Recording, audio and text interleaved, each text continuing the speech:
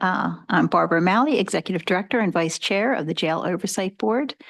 Kevin Madden, our chair, will be joining us by phone. He's not available in person. So we will kick off our agenda with the Pledge of Allegiance. Could everyone please stand? I pledge allegiance to the flag of the United States of America and to the republic for which it stands, one nation, under God, one nation, with liberty and justice for all. Okay. I do want to make a note that the board held an executive session on November 7th, 2024, to discuss individual personnel issues, the status of collective bargaining negotiations, security-related capital improvements, and other internal safety-related matters, including investigations of contraband, inmate misconduct, inmate injuries, and correctional officers' use of force. The board also consulted with its attorney regarding the legal parameters for the use of certain jail-related funds and discussed ongoing litigation related to communications costs and revenues. Okay, we will defer our next approvals for a little bit later. Next up is public comment on agenda items.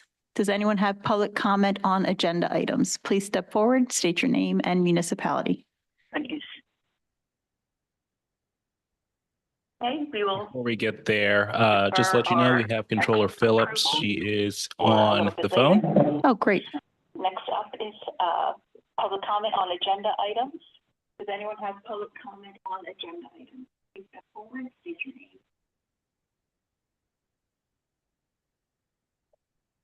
Kimberly Brown, Cowan. The capital improvement project for electronic security and surveillance system is anticipated to begin the end of 2024.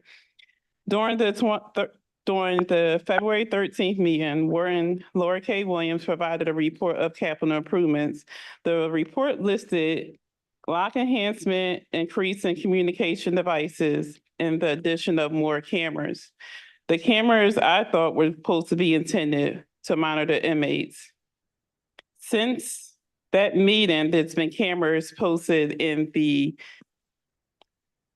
unit bubble, shift commander office, but not in the laundry room, not in the maintenance room, not in the kitchen storeroom, not even in the tool room. It's very weird that there's no cameras in that area. So now they're starting to put cameras in the case manager office. But the capital improvement for the cameras wasn't supposed to start until 2020, the end of this year. Why wouldn't there be cameras on the housing unit, like unit 10? That camera is blurred out. You can barely see the inmates on that unit. So therefore, there needs to be a retrack of the cameras in the facility. The lock enhancement needs to be fixed correctly. So those are my issues about the capital improvement, about the locks and the cameras. The cameras need to be focused on the inmates. Within the last week, there's been about 14 altercations, 9 with inmates and 5 with inmates on officers.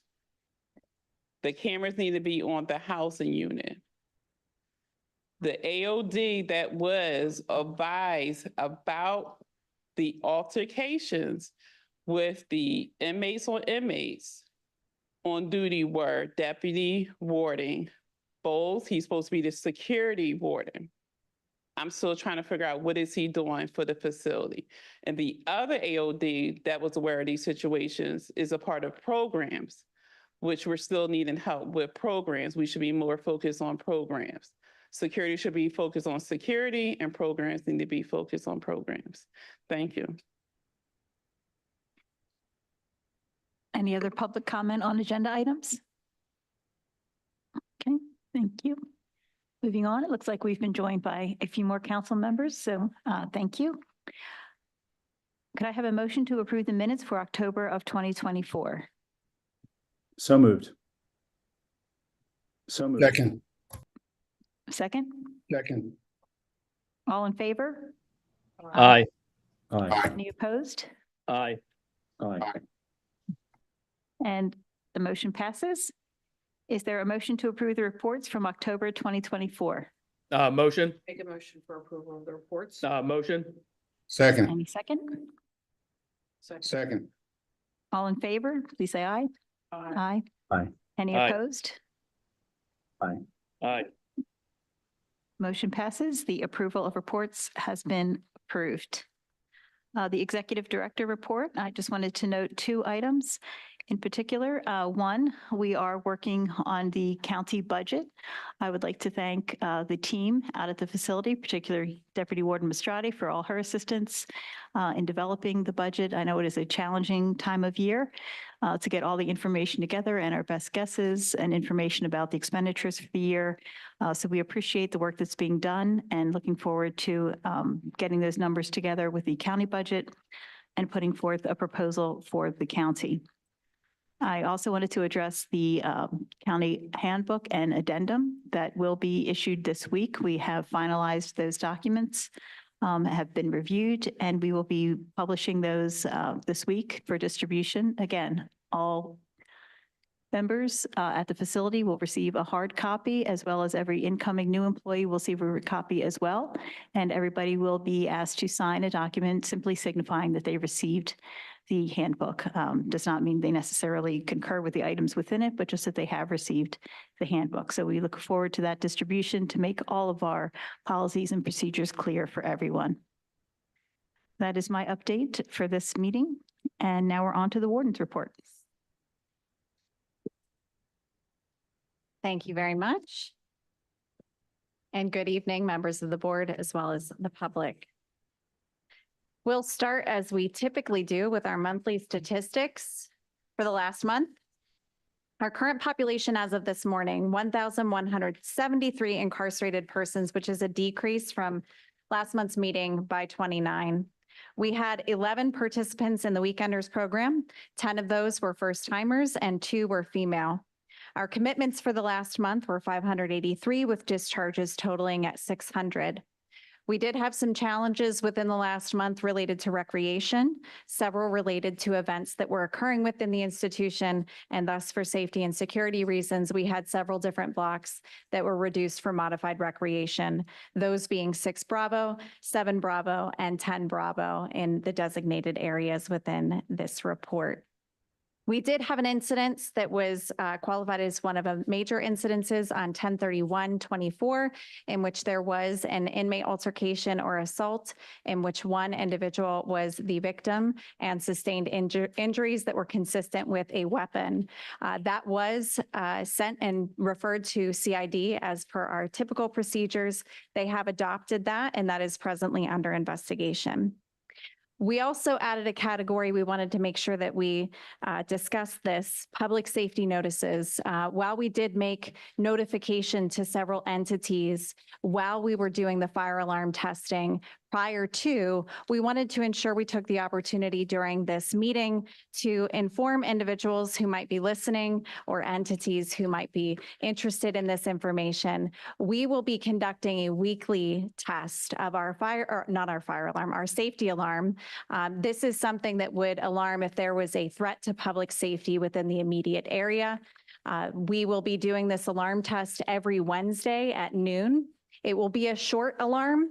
If there were to be a real emergency, we would be making notification through our EMS team, as well as any other law enforcement agency that's one of our partners and stakeholders, to ensure that we're getting communication out. We would also have that alarm sound for a continuous 20-minute time period, which is consistent with our policies and procedures. And for anybody who is listening, you have to elect into the Delco Alert system. You have to specifically request to get George W. Hill Communications. And so you can find that information available available on the EMS website. It is a very simple process to add yourself to getting those notifications. You can elect to either receive phone calls, text messages, or emails. You can also elect to receive all of those. But we would encourage persons, especially those that live within the community of either Thornbury Township or Concord Township, to sign up for the Delco Alert process. Warden, if I could just say that since this has been instituted, the communities really do appreciate the alerts. And so thanks. And we too appreciate Concord Township, who I think that you had connected us with as well.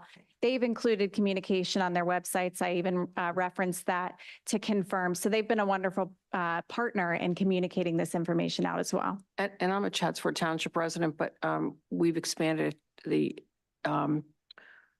ability to sign up for notifications because some of us are kind of winding our way into Concord. So, you know, as we all know, it's not a square box. No, So, it's yeah, not. but thank you. Thank you very much. Sean, I'm so sorry.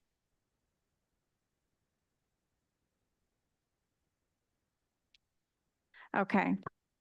Continuing on with our statistics, it's important that we show these representations each month. We report out this information to many other partners, and we want to make sure this information is publicly available as well. So our average population in the month of October was 1201. Again, and this will be consistent each month, we are always going to have the majority of adult males within the institution, and we are significantly higher as those that are pretrial within our custody in the institution. And so you can see within the month of October, we were averaging over 90% of those that were in custody as a pretrial unsentenced status. For age population trends, again, these have been consistent every single month, but it's important that we provide this data information as to the predominant populations within both age, race, and ethnicity that we serve within the institution. In terms of our new commitments, we evaluated the 583 commitments within the month of October, and you can see on the right-hand side of the slide the lead charges. So multiple persons will come in with more than one charge. This is the most severe offense, or in cases where you see VOP, that might be the only reason in which they're coming into incarceration. And so the lead charges over 15 that we had in the month of October were aggravated assault, domestic relations, firearms or weapons charges, failure to appear, possession or drug paraphernalia crimes, receiving stolen property, retail theft, simple assault, and violations of probation or parole. And those have been trending throughout the entire time that we've been evaluating this as the lead reason coming into the institution. 124 that were committed under violation of probation or parole only counted for 21.27%. Only one of those was state parole related. So this month was actually the lowest number of state parole violations that we had. 74 were failure to appear only, and 46 were violations of probation with new cases. So when you do add that, it's important to note that we have approximately 170 individuals that came into incarceration with some kind of probation-related offenses, whether that was only probation violations or with new cases. Behavioral health statistics. Again, you can see there are no significant changes in the trends. We are averaging around 40% of our population being prescribed a psychotropic medication. That is at least one psychotropic medication. 59% with any mental illness, 32% with serious mental illness. And of course, you can see we are consistently intaking individuals who have significant substance use disorders. Within our medications for opioid use disorder specifically, you can see the full category of the entire year and what it looks like up until today, or I'm sorry, this last month. Our highlights include that 22 were continued on methadone. This was actually the highest month, or I'm sorry, it was the second highest month of methadone that we had in intakes since the beginning of this calendar year. 142 were continued on buprenorphine, either an oral medication or an injection form. And I did want to make sure that we made it known. We had previously indicated that individuals were continued on Sublocade, which is one of the formulations for a long-acting injectable of buprenorphine. It is not the only one. Brixadi is a medication that is similar. It is a buprenorphine medication. It is a long-acting injectable. That has been available, and we have also seen new commits coming in on Brixadi. So when we're referring to LAI, which is long-acting injectable buprenorphine, it is either Sublocade or Brixadi. We also inducted 23 individuals to buprenorphine, again, either oral or injection, and continued 2 on Vivitrol. As of today, our numbers stand that we have 191 patients that are engaged in medications for opioid use disorder, representing 16% of the population. Employees of the month, we had 3 that were, we had more than 3 that were nominated, but of those nominated, the 3 that were selected were Correctional Officer LaShania Gilbert, Physician Assistant Kelly Mullen, and Sergeant Denise Leonard. I also wanted to kind of own that I made a mistake last month, and it was certainly not intentional. For our years of service, I had only included the correctional officers for October, and that's why you see a repeat of October's years of service, because I failed to include some other important individuals who have committed years of service to our agency. So we wanted to thank Substance Use Counselor Hillary Jones for her 22 years, Sergeant Kimyata Daniels for 20 years, Officer Jacob McCarthy, 19 years, Officer Eugene Jackson, 26 years, Officer Anthony Laughlin, 16 years, Office Manager Nikki Miller, 16 years, Bookkeeper Kathy Miller, 21 years. We also, within this calendar month, are recognizing, we also had Officer Franklin Weaver and Officer Leon Guy with 27 and 20 years respectfully. Then in November, we are recognizing and celebrating Officer Luther Jones with 23 years, Lieutenant Tyrance Moore with 18 years, Officer John Burney with 12 years, Maintenance Manager Joe Grasso with 12 years, Officer Shanlia Dunley, 10 years, and Officer Gary Elliott for 15 years. So we want to make sure, and I know that this is an endeavor of the county too, and there will be future recognitions from the county level for persons with dedicated years of service. Through the multiple different transitions of different employers at the agency, these individuals have stayed through each of those transitions, adapting to new policies and procedures of those employees, but ultimately continuing to serve Delaware County at large. And so we want to make sure that those names are not forgotten and that there is recognition. And while it's not included on this slide, I wanted to make sure to thank and shout out the Delaware County Health Department, Giant Pharmacy, as well as the Human Resources team. On 11/6/24, we had 56 vaccines that were administered to staff through a drive. We had 22 flu, 4 high-dose flu, and 30 COVID-19 vaccines that were provided on site to our staff. Delaware County Health Department and Giant Pharmacy actually worked to provide on-site vaccination clinics at multiple different county departments. We were gracious and thankful to be one of them. And I think that they administered hundreds of vaccines to Delaware County employees. I also wanted to thank Rick Schlossberg, who is the farmer who farms a lot of the county property. Through, again, his family's generous donation, they plant a pumpkin field every year, and they allow us to go over and cut pumpkins fresh from the vine, and we're able to stage those for our staff to take home for free. And though it might not be much, it puts a smile on a lot of people's faces, and it's certainly nice of him and his family to continue to do that for us. Yesterday was Veterans Day, and while many of our employees commit themselves to service before self, we have some employees who have done so even prior to or during their current county employment, and wanted to make sure that we recognized each of these individuals for their service within one of the branches of armed forces within this nation. We are thankful very much that they were willing to sacrifice themselves in service for the rest of us, and we are very grateful for the service that they presented to our nation. So you can see all of the dedicated professionals there.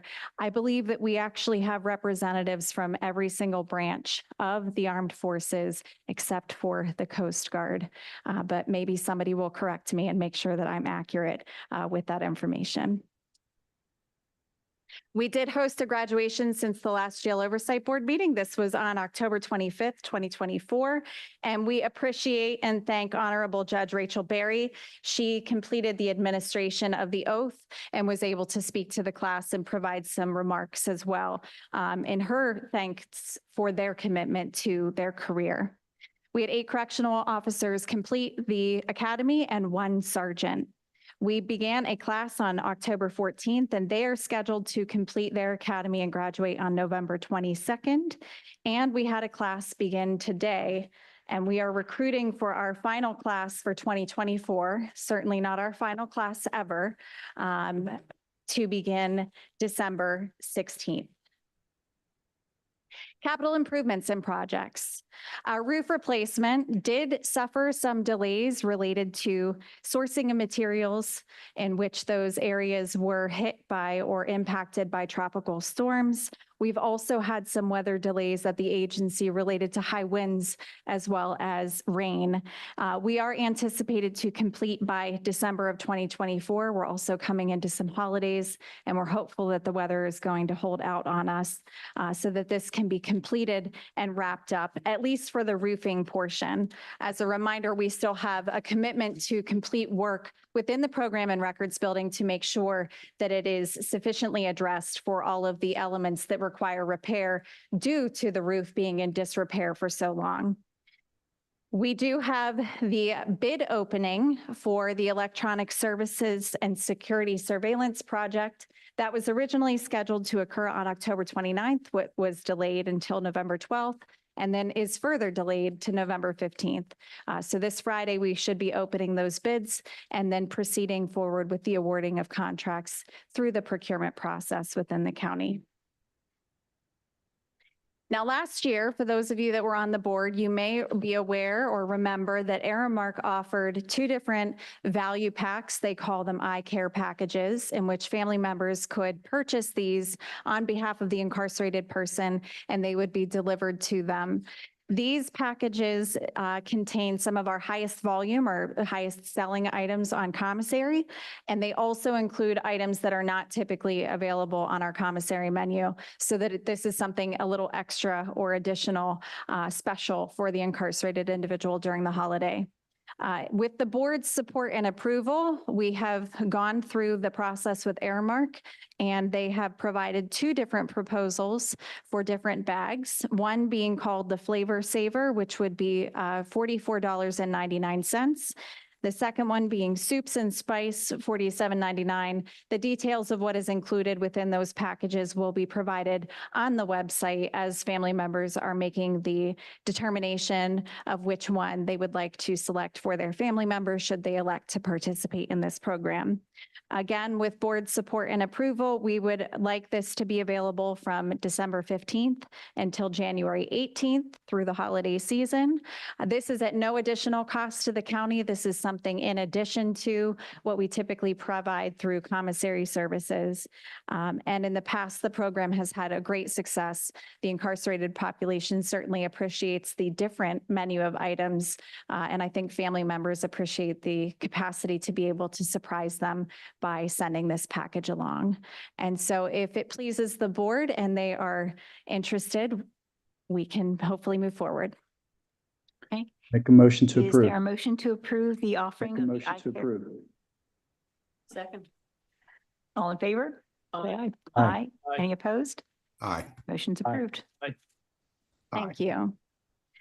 So for those that are listening and might be family members, we will be putting information on our website as soon as possible so that people can start to evaluate what they may want to prior to opening up for purchases.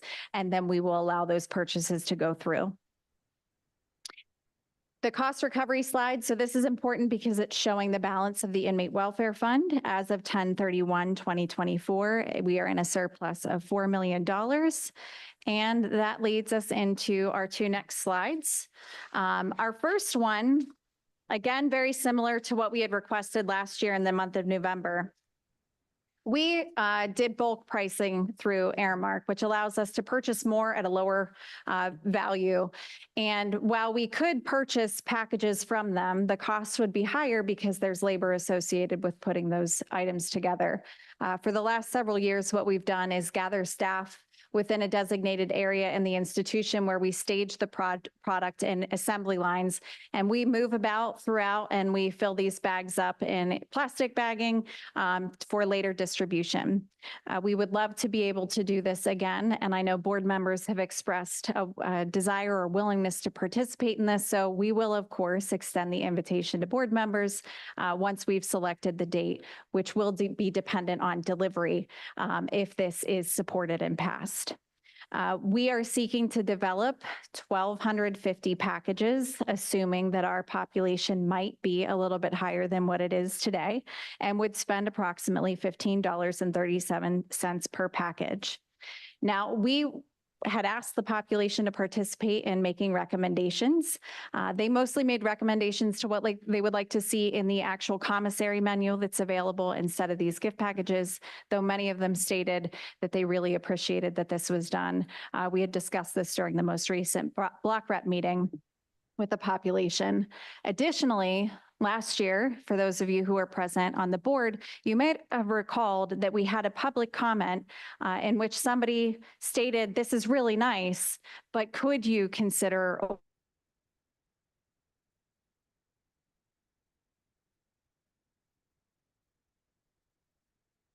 stamped envelopes? The postage would be provided, obviously, and a writing pad of 50 sheets of paper that would be included in these packages to help facilitate communication between family members.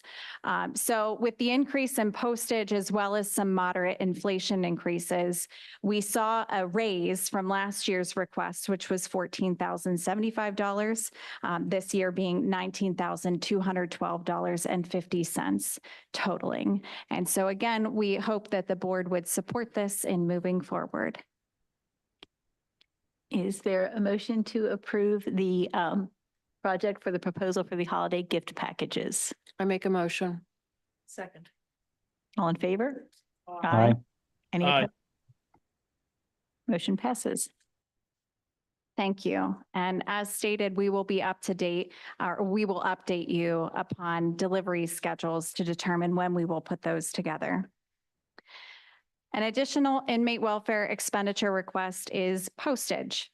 Now, Delco CPR, which stands for the Delaware County Coalition for Prison Reform, was extraordinarily generous and active last year in collecting donations for cards. This is the 6th annual year in which they are participating in this. We still have a surplus from last year because they were so successful in this. And unfortunately, because of timing, we had low participation.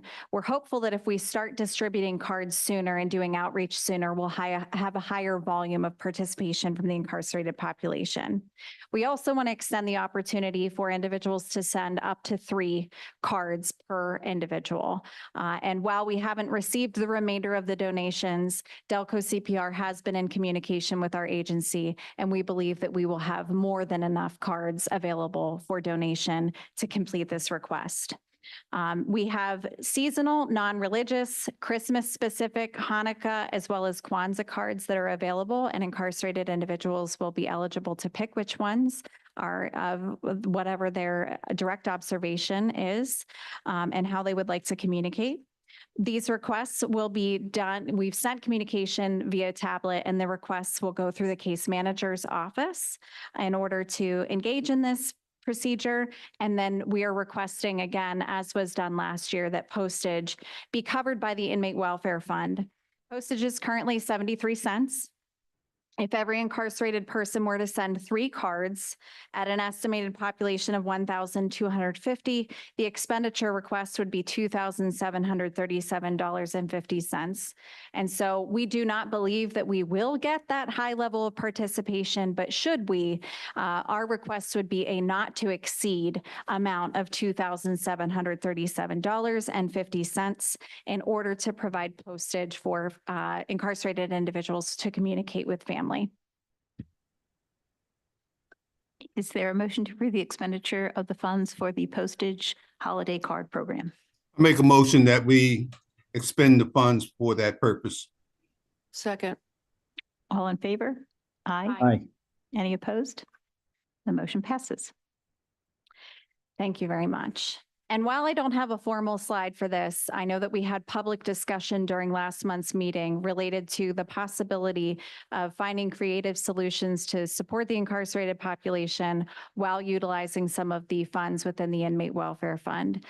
We've been working with the vendor, which is currently Via Path, to determine how we might be able to do this in a manner that is also consistent with procedures related to auditing of the account and within the inmate welfare. And right now, we're working on formalizing a proposal which would potentially allow the Jail Oversight Board to designate that our agency could provide $25 a month to each incarcerated person. They could choose whether this money was designated to their commissary account, their tablet account for entertainment, streaming of music, games, etc., or for phone calls with family members.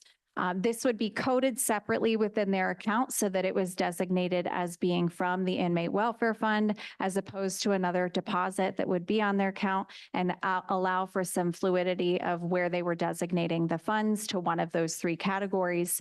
If they did not spend the money and they were released, so if we designated that this program began and was created for the 15th of each month, that a designee would get their $25 and they were released the next day and had not spent it, that money would go back into the Inmate Welfare Fund account and would be a return or a refund because it was not spent. We are still working on the details, but we wanted to make sure that we at least provided an update to the board to that effect and hope to come forward with a formal proposal within the future once we have confirmed that the system will allow for this and that we have the personnel designated to accomplish this task. Thank you. And I appreciate that because as you have noted, the board has made that a kind of priority to make sure that we are utilizing these funds for the appropriate purposes. And we do have to ensure, because there are rules around what these funds can and cannot be used for.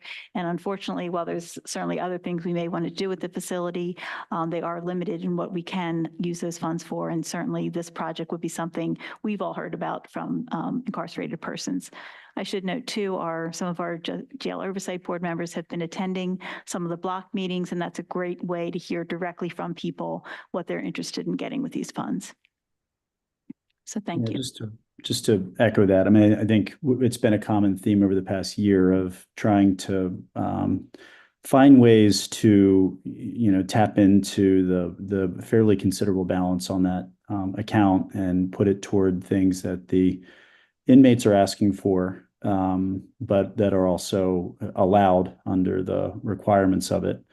And like the executive director just said, when we talk with inmates, a few of the top things that we really hear is around being able to be in contact with their loved ones and entertainment, finding on the non-free, the paid portions of tablet entertainment that there's more access there. So I appreciate the efforts that have been made to think about how we might structure it in a way and how to do so where, if it's not used, it doesn't sort of disappear, that those funds can go back into the account.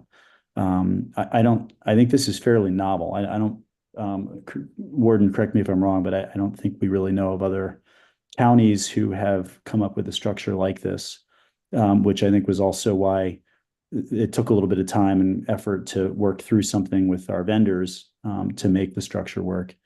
So I think we've gotten to a really thoughtful answer here, and one that will use these funds at an appropriate pace. We don't want to overdo it and, deplete the funds too quickly, but also want to make it meaningful. So I think this is a really good structure. Thank you very much. Before I pass the presentation off to Deputy Warden Fally, are there any other questions that I might answer for the board at this time? I have a question, actually, and forgive me, I'm new to the board. This is my first meeting, but I was looking at the recreation statistics and you mentioned that there were some days where there were some issues where you were not able to provide recreation. And I'm just wondering if that is a common occurrence, how often that happens, what are the parameters around that? Forgive me if that question has been answered before, but I'm new to this. No, and we should have welcomed you. So welcome, Your Honor, to your first board meeting. There are some parameters or guidelines.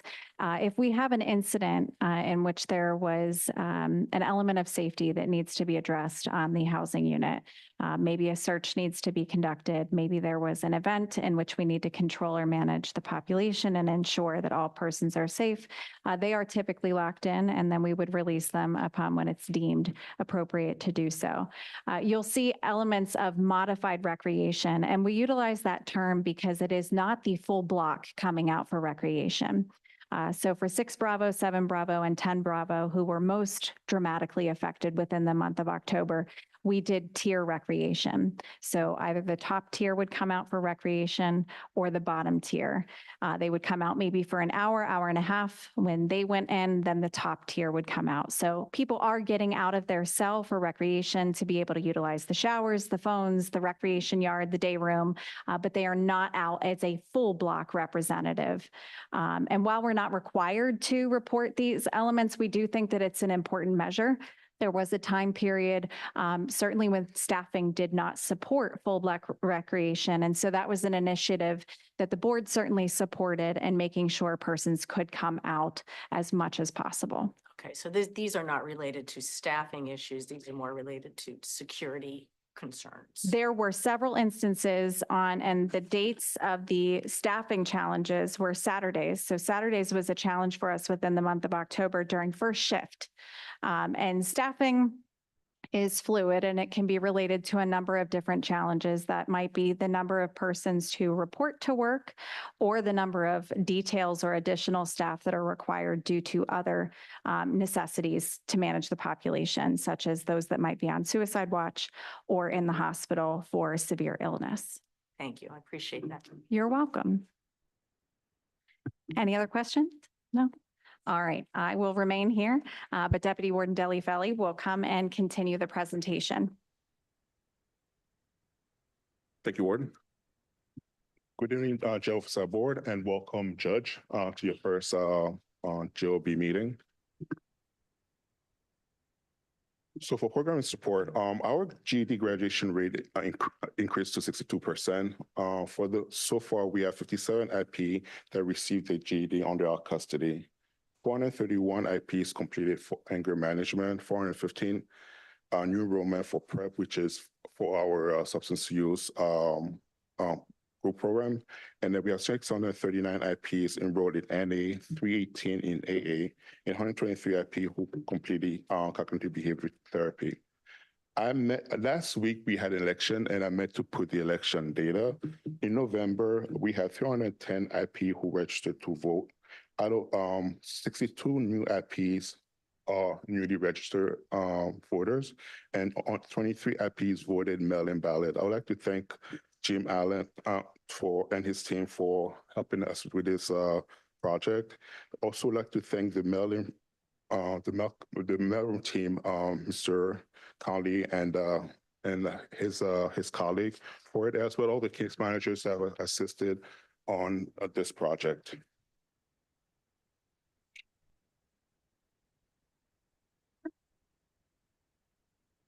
Your Honor, this is more for you. Over the summer, we applied 2 federal grants for our BGA, and I'm proud to let you guys know that we got awarded 1 out of the 2. The other one is still under review. The one that we get approved for is improving substance use disorder and recovery outcome for adults in reentry. This funding opportunity is a funding to support our substance use service within our institution.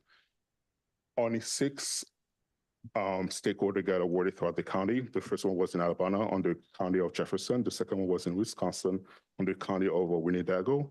The third one was us. Alaska, Massachusetts, and Washington were all community-based organizations who got awarded the funding as well. The project funding period goes from October 1st, 2024 to September 30th, 2027. And this amount is $769,825.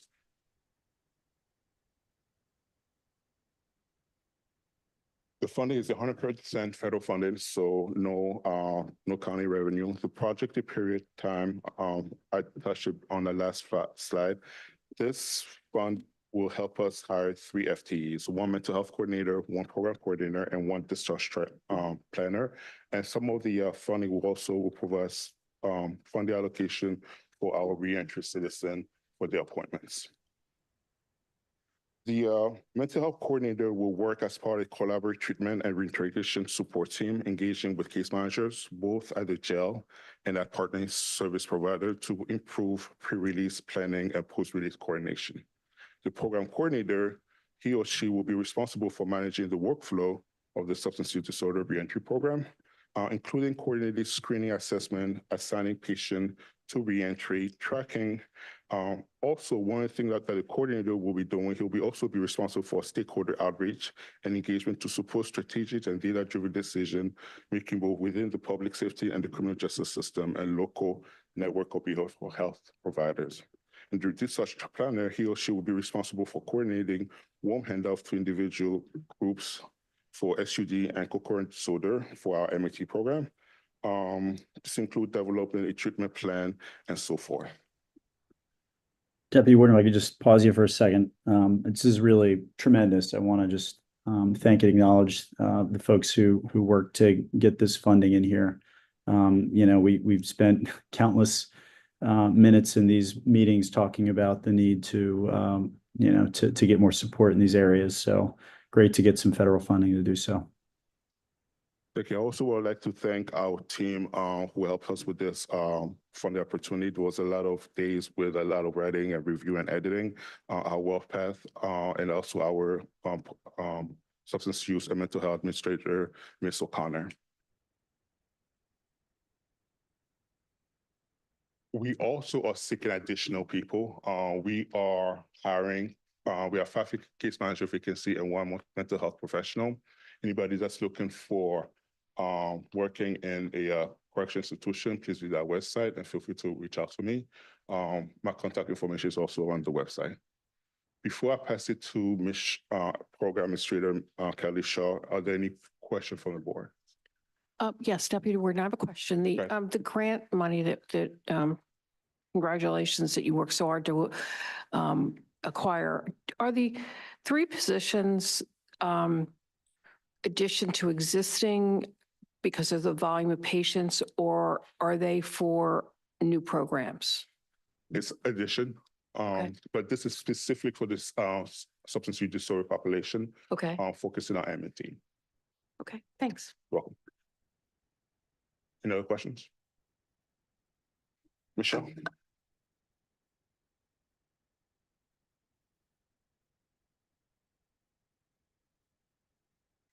Good evening, members of the board and the public.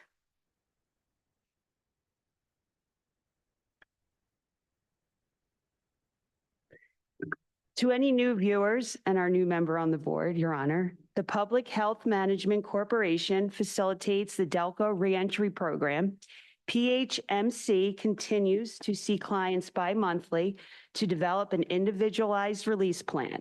The plans focus on housing, employment, education, and community support. Volunteer enrollment is open to Delaware County residents with no exclusion of charges. Open enrollment service extends 60 days post-release. To date, 22 have enrolled in the program. Our other reentry grant-funded program, The First Step. Education Data System, Inc., referred to as EDSI, facilitates the First Step Workforce Development Program. The 4-week course began cohort 19, a women's group, on Monday, October 7th. 4 signed up for the course and 1 successfully completed the course. And I was happy to learn today that our solo graduate has been released, and within a week, she's already been in contact with EDSI to continue services. Cohort 20, a men's group, began on Monday, October 28th. 9 are currently signed up for the course. Graduates of the program continue participation while in custody, meeting with a career coach bi-monthly.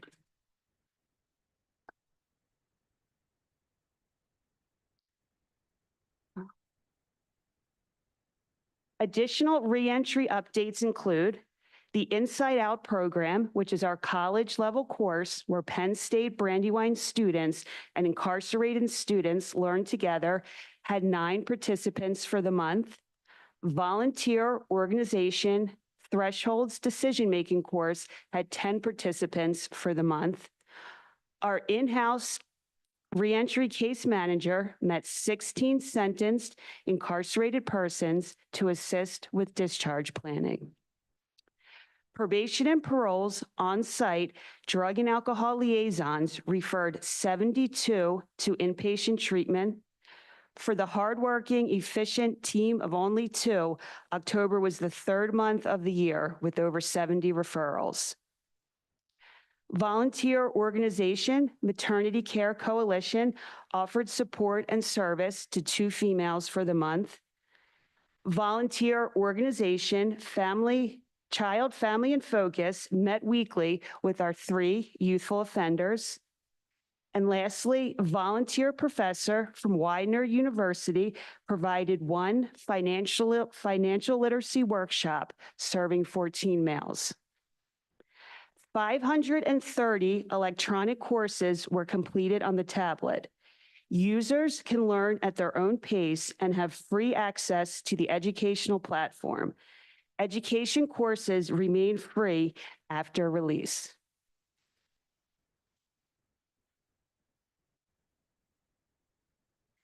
And in honor of Veterans Day, it's important to extend appreciation to Colonel Jenkins and Jennifer Needle of the Delaware County Veterans Department. On a weekly basis, the staff visits George W. Hill and meets individually with veterans. In March, we began our collaboration to provide additional reentry support to those who have served our country. Over 30 veterans in our custody received their service. And it was encouraging to learn that many of the veterans continue service with the Delaware County Veterans Department post-release. And in my experience, following up with service within a week is usually a strong indicator of a successful reintegration to the community.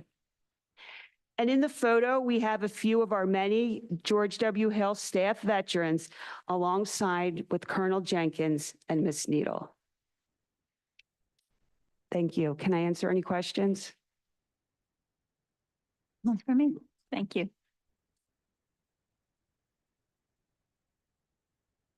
Our next item is new business.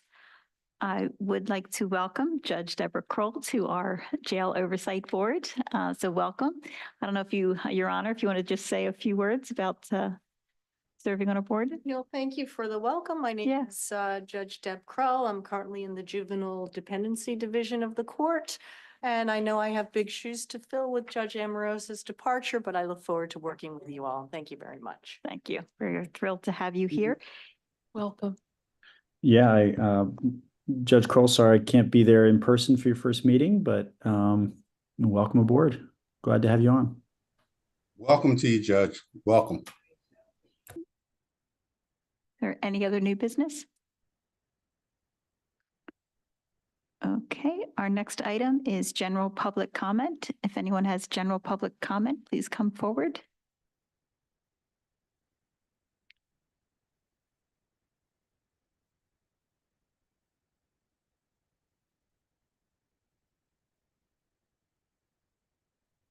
Kimberly Brown, Cowan. Hello, Judge Crow. How are you? Hello, Ms. Brown. Nice to meet you. So unfortunately, Warden Laura K. Williams didn't answer your question correctly. So the common occurrence of why there's no recreation for the inmates because the jail is short-staffed. It's not just on Saturdays, it's mostly at night, because every day there needs to be 25 officers need to stay each shift. There's a shortage. Right now, you have about, you can say 3 sergeants working at a shift, and they have to work 4 units. Each unit holds about 200 inmates. 200, which is it's not good and it's not safe. Do you know last meeting they came up with this whole story, making it seem like an employee at the jail called for a fire at the prison? That was very rude to say that of an employee could be calling about a fire at the jail. An inmate was locked in. An officer yelled the wrong code over the radio. And neighbors on the phone with their family member, and they were scared. So of course, if a family member hears that there's a fire and someone's scared, they're going to call 911. And when they called 911, they told them who the inmate was, and they told them who called. So they made this big storyline in the paper about a fire. Right now, and the warden made an announcement about the incident in the jail on October 31st. Every day there's a fight, either with an inmate, either with an officer. It's every day. And it's always a weapon involved. And on the restrictive unit, which is on 10 Delta, which is the maximum, you even find contraband of weapons on that block. And it's very interesting of how the weapons are found on the block if there's a lockdown unit. 47 seconds left. And I don't understand the numbers for the MAT program because there's always inmates being removed from the MAT program because they're cheating the Suboxone, and that's how they get removed from the program. So welcome to the board. Hopefully everyone's being transparent because currently no one's ever been transparent on the board. Thank you. Thank you. Any other public comment? Okay, board member comments. Does any board member have any comments this evening? If no one has anything, I did want to just make one comment. I do want everyone to know when we talk about the executive session that the Jail Oversight Board holds, we do discuss the issues related to assaults and vacancies. This is very important to the Jail Oversight Board. We don't take those issues lightly. So I know if people may hear comments about those issues and not a lot of questions or response from Jail Oversight Board members, it is because we do discuss these in executive session. It is obviously an unbelievably challenging job to be a correctional officer or other roles within the facility.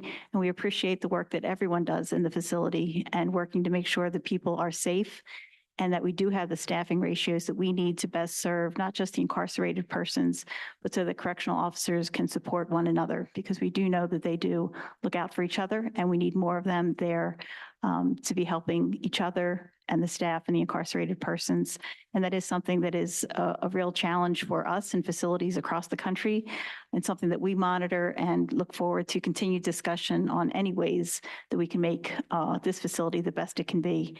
With the challenges, again, that we have here and that are not unique necessarily to any facility, but also to identify any issues that are unique to this facility and address those as well. So I appreciate any input and staff that do come forward to share information. It's critical that we hear from everyone, everyone's perspective in making this facility the best it can be. If there's any other board comment, I will take a motion to adjourn the meeting. Sorry, Executive Director. I think just to put a finer line on that point, I think the reasons why such topics are spoken of in executive session and not in public is that there are certain topics that by speaking of them in public, they would put inmates and employees in danger, right? Like it's a matter of safety as to what gets spoken about in public versus not. It's not a matter of transparency or not transparency. It's why executive session exists. So I appreciate your making the remark. Thank you. Okay, with that, I'll take a motion to adjourn. I make a motion for adjournment. Second. Aye. Okay. Aye.